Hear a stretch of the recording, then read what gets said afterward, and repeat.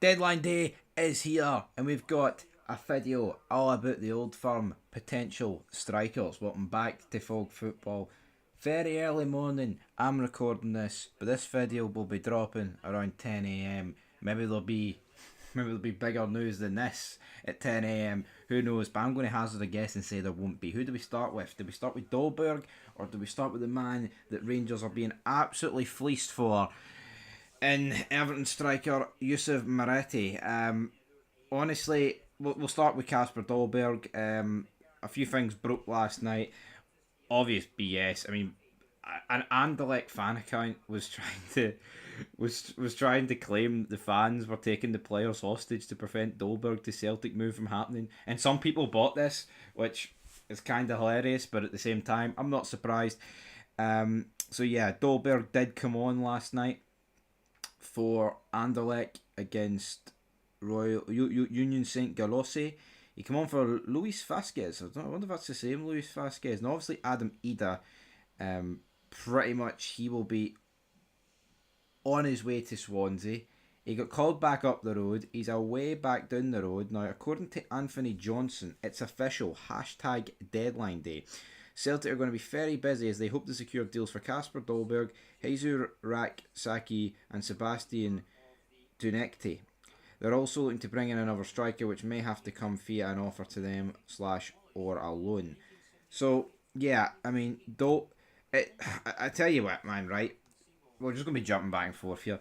The fact that Rangers are willing to spend 8 million for Yusuf Shamiti when we could go and spend 8 million on Dolberg, actually physically makes me sick, man. Because I've actually never really seen a fan base in unison so much over a potential transfer.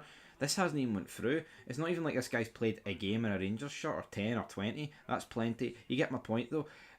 Honestly, man, there's not one. Well, I've seen one account say, "Oh, we're so toxic. We need to give the guy time." Guy's not even signed. No, I'm guaranteeing you, if we sign this guy for 8 million, it's going to make Arnie Engels look like Siracine Sedan for his 11 million. That is the levels of what I feel like this guy's going to be bringing to Rangers. Non-existent levels in that regard.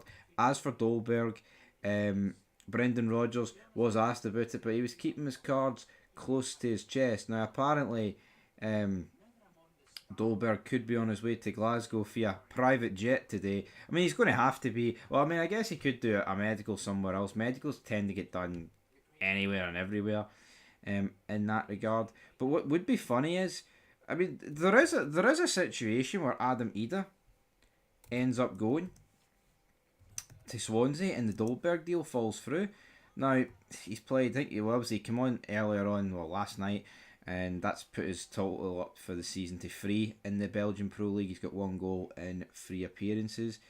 Now, in terms of Celtic, it looks like it's going to be a third bid that is going to get this deal over the line. In terms of how much exactly it's going to have to be for Celtic, I mean, a rumour is Anderlecht are holding out for a fee in the region of 8 million, with Celtic so far falling short in their attempts to strike a deal.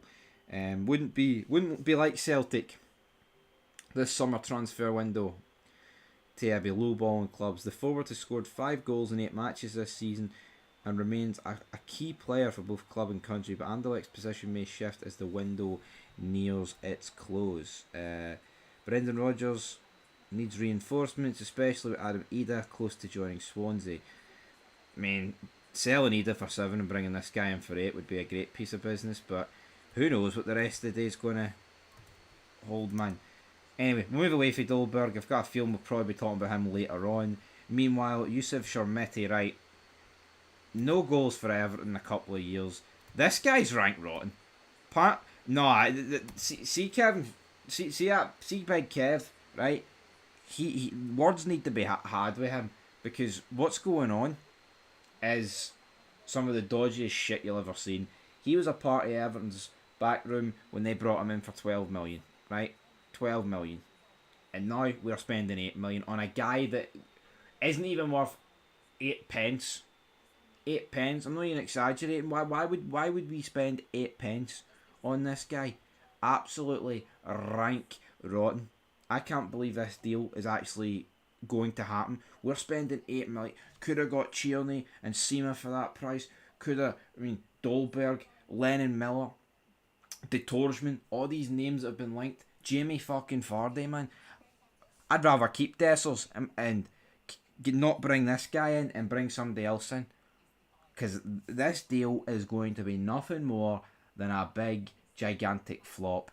And honestly, the last thing we need after the start of the season we've had is to waste any more money on utter fucking dross. 8 million across Europe could bring you in 2 great players. 8 million on this guy is going to bring you in one big FUD. And it just stinks. It stinks to high heaven, man. It really does. This deal just reeks of shite. Everything to do with the Everton connection from previous spells with that big Kevin guy. Oh, really? No, I'll be nice to him. And then Russell Martin's just sitting there nodding his head away. Oh, he's the one we're interested in. How the fuck are we in? But I don't get it, right? We're a team that can't score. We're shite going forward, and our solution to that is to bring in a guy that literally hasn't scored. This is only going to get worse. And that's another thing. See if this guy who comes in for 8 million and he actually puts like Miofsky out the team and ruins his like career, I'll go fucking apeshit, man. I'll be going ballistic. That is unacceptable. Anyway, that's where we're going to wrap this transfer update up here, man. That's it for your deadline day. When will the next vid be? I'll hazard a guess about 1 or 2 p.m. Whenever the transfers come in, we'll be there to discuss it. A lot to talk about today. The clubs aren't finished.